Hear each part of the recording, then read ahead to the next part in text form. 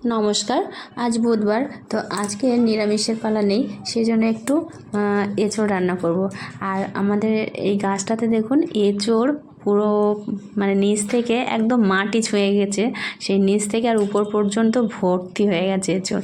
তো এর আগে একদিন এঁচোড় খাওয়া হয়েছে, কিন্তু অত ভিডিও করা হয়নি।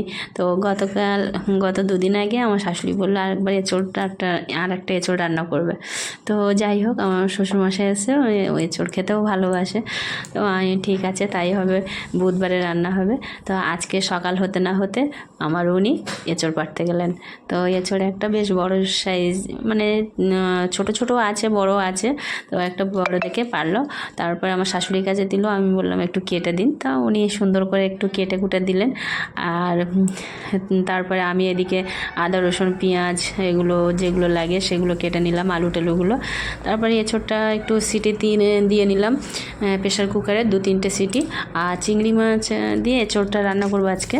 তো চিংড়ি মাছটা আমার শাশুড়ি ছাড়িয়ে দিয়েছে। তো এবার আমি রান্নাতে চলে আসি।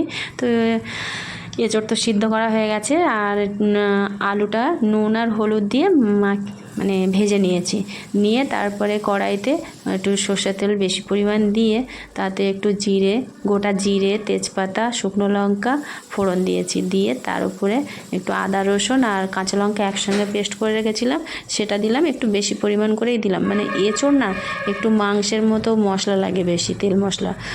তারপরে টমেটো দিয়ে আর নুন, হলুদ, জিরের গুঁড়ো, ধনের গুঁড়ো, কাশ্মীরি লঙ্কার গুঁড়ো দিয়ে একটু জল দিয়ে ভালো করে কষিয়ে নিলাম। আর চিংড়ি মাছগুলো না আগে থেকে ভেজে রাখতে মনে নেই, কিন্তু মশলার সঙ্গে কষালেও চিংড়ি মাছ অত অসুবিধা হয় না। মশলার সঙ্গে আমি কষিয়ে নিলাম। তারপর মশলা থেকে একটু তেল ছেড়ে গেলে সিদ্ধ করে রাখা এঁচোড়টা দিয়ে দিলাম, দিয়ে তারপর একটু কষিয়ে তারপর ভেজে রাখা আলুটাও দিয়ে দিলাম। দিয়ে ভালো করে বেশ 2-5 মিনিট ধরে ভালো করে কষিয়ে নিলাম মাংসের মতো করে। আর কষিয়ে নিয়ে আমি না এতে ঠান্ডা জল দেবো না, মানে যে কোনো রান্নাতে একটু উষ্ণ গরম জল দিলে কি হয়, বেশ রান্নার টেস্টটা পাল্টে যায়। তো একটু জলটা উষ্ণ গরম করে নিয়েছি, সেই জলটাই দিয়েছি। দিয়ে তারপরে একটু ঢাকা চাপা দিয়ে রান্না করেছি। আর একটু তারপরে যে নামানোর সময় একটু সামান্য মিষ্টি আর একটু গরম মশলা দিলে ভালো হয়। তো আমি আর মিষ্টিটা দিলাম না, গরম মশলাটা দিয়ে নামিয়ে নিলাম। নামিয়ে নিয়ে সঙ্গে সঙ্গে নামাইনি, একটু কড়াইতে রেখে দিয়েছিলাম খানিকক্ষণ। তারপরে কিছুক্ষণ পরে দেখলাম ঝোলটা একদম শুকিয়ে গেছে এঁচোড়ের। তারপরে যাই হোক, তারপর এঁচোড়টা নামিয়ে নিলাম, রেখে দিয়েছি গরম ভাত। তারপর আমি একটু সেন্টারে চলে গেলাম, সেন্টার থেকে বাড়ি এসে সবাইয়ের ভাত টাত বাড়লাম।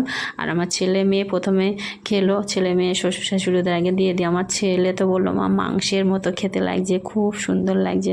আর আজকে বেশি কিছু রান্না হয়নি, এঁচোড় রান্না হয়েছে আর শাক ভাজা। তো এঁচোড়টা আমার বড় খেয়ে বললো বেশ ভালো হয়েছে। তারপরে আমি খাচ্ছিলাম, সত্যি সুন্দর হয়েছে, দারুণ টেস্টি। আর এই সময় তো এঁচোড়টা পাওয়া যায়, অন্য সময় তো আর এঁচোড় এত অ্যাভেলেবেল পাওয়া যায় না। তো এই সময় এঁচোড় চিংড়ি, আর এঁচোড় শুধু চিংড়ি দিয়ে নয়, নিরামিষও বেশ ভালো লাগে, আদা জিরে বাটা দিয়ে, সেটাও বেশ ভালো লাগে। তো আজকে একটু মাংসের মতো পেঁয়াজ রসুন চিংড়ি মাছ দিয়ে করেছি, জাস্ট ফাটাফাটি হয়েছে।